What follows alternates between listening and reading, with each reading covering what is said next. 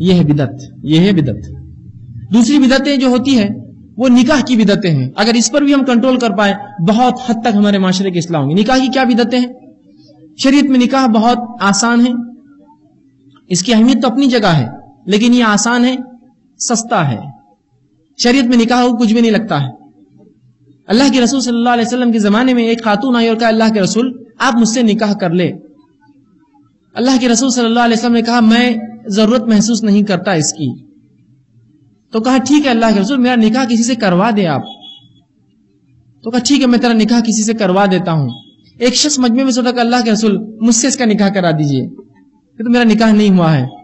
رسول نے کہا ٹھیک ہے میں تیرا نکاح اس سے کروا دیتا ہوں، کوئی سونا ہونا ہے جو مہر میں تو دے پائے سے، تو کوئی انگوٹھی ہی صحیح۔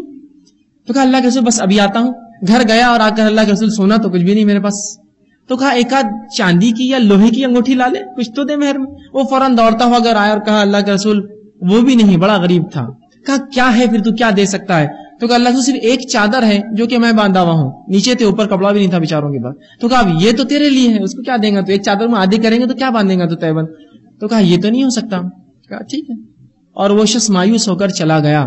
رسول اللہ نے تھوڑی دیر بعد کہا رے وہ کہاں ہے وہ جو شخص ابھی نکاح کہہ رہا تھا؟ کہا اللہ کا رسول تو بیچارہ مایوس ہو کے چلا گیا، آپ نے یہ سبھی نہیں، اس کا تو کچھ بھی نہیں تھا۔ کہا اسے بلاؤ۔ اس کو واپس بلایا گیا، وہ آیا، کہا اللہ کے رسول کیا؟ تو کہا تجھے کچھ قرآن یاد ہے؟ تو کہا ہاں مجھے فلاں صورتیں یاد ہے۔ کہا ان صورتوں کے بدلے کہ تو اپنی بیوی کو یاد کرائیں گا میں نے تیرا اس سے نکاح کر دیا۔ اب بتائیے مجھے تاریخ کا کوئی رسم ہوا، ادھر والے آئے اور گئے، شیلے میں اس میں کچھ دکھ رہا آپ کو کہ اس میں کوئی 7واں، تیسرا، پیلا، نیلا، ہلدی، ادا، جو بہرحال ہوتی ہے چیزیں، کچھ ہوا؟ یہ ہوا کہ ایک انسان کا رشتہ طے کیا گیا اور 10 12 سال اس کو چھوڑ دیا گیا، جس طرح چھوٹے بچوں کو لالی پاپ دے کے بولتے کہ تو اگر بڑی چیز مانگے تو چھوٹا دے دو۔ آج کل ہوتا ہے نوجوانوں کی نکاح طے کر دیتے 10 12 نکاح، یہ شریعت میں درست نہیں ہے، یاد رکھیے۔ جوان ہو جائے تو شادی کر دیجئے، پھر اس کی ودائی کی بعد میں کیجئے، الگ بات ہے، رسم کر کے چھوڑتے ہیں، درست نہیں ہے۔ کچھ ہوا یہ سب؟ کیسا نکاح تھا؟ کوئی خرچہ نظر آ رہا ہے مہر کے علاوہ؟ بھائی انگوٹھی لا لو، نہیں انگوٹھی نہیں، چاندی کی لاؤ، چاندی کی نہیں، لوہے کی لا لو بھائی، وہ بھی نہیں۔ کہا کیا ہے؟ تو ایک تیبند نے کہا یہ تو نہیں دے سکتے، تم خود باندھے ہوئے ہو، پھر کیا ہے؟ تو قرآن کے بدلے کرتا ہوں، یہ صورتیں اس کو سکھا دے۔ دیکھیے کچھ خرچہ لگا تو یہ ہلکا ہے، سستا ہے، یہ انسانوں کے بوجھ کو دور کرتا ہے۔ افسوس کہ ہم نے اپنے نکاحوں کو مہنگا، مشکل اور ایسا بنا دیا کہ کسی گھر میں نکاح ہو جائے تو دوسری عورت، دوسرے لوگ آہیں بھرتے ہیں کہ کاش ہمارے بچی کے اور بچی کی نکاح ہو جاتا تو اچھا ہوتا، چونکہ کہاں نکاح ہو رہے ہیں ان کے؟ تو ایک قیمتی، مہنگی اور دور کی چیز ہو چکی ہے جو عموماً نہیں ہوتی ہے۔ یہ تو ایک عام چیز تھی، انسانی سماج کی ضرورتوں کو شریعت نے آسان کر دیا۔ اللہ نے ہوا جو انسانی ضرورت ہے آسان کر دی لینا، اس پہ کوئی ٹیکس لگتا ہے آپ کو کہیں بھی کسی ملک میں ہوا لینے کا؟ ہاں آپ آکسیجن جا کے ہاسپٹل میں لیں گے تو مہنگی ہے بہت، وہ اللہ نے رکھا ہے کچھ۔ پانی جو کہ فراہم آسمان سے برستا ہے آپ کے لیے اور تالابوں میں جم جاتا ہے۔ تو نکاح انسانی سماج کی ضرورت ہے، انسان کی ضرورت ہے، اس کو آسان کر دیا شریعت۔ کہا کچھ بھی نہیں ہے، کوئی رسم رسمانے یہ وہ کچھ نہیں ہے، بس ایجاب و قبول ہو، گواہ ہو، لڑکی ہے تو اس کا ولی راضی ہو جائے، مہر طے ہو جائے، بس ہوا نکاح تمہارا۔ پھر تو نکاح کی بدعتوں کو دور کیجیے۔ عورتوں سے بالخصوص اس تعلق سے میں جو گزارش کروں گا، اگر آپ اڑ جائیں تو پھر مردوں کی ہمت نہیں ہوگی انشاءاللہ جو ہے وہ بدعتیں کرے۔ کسی گھر میں یہ ہوتا ہے شوہر تو کہتا ہے بھائی یہ بدعتیں شادی میں نہیں ہوں گی، پھر اس کے گھر سے گزرنا ہوتا ہے تو وہ لوگ بدعتیں کرتے ہیں اور خرافات کرتے ہیں۔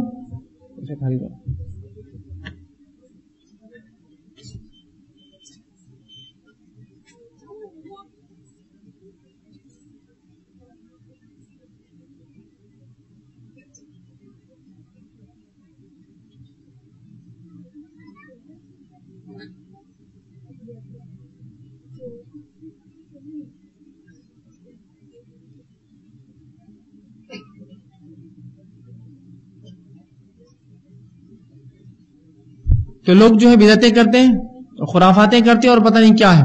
اب جب ان کے گھر کے بازو سے گزرنا ہوتا ہے تو ہم بولتے ہیں صاحب آپ تو کہتے تھے بدعت خرافات غلط ہے، پھر یہ کیا ہے؟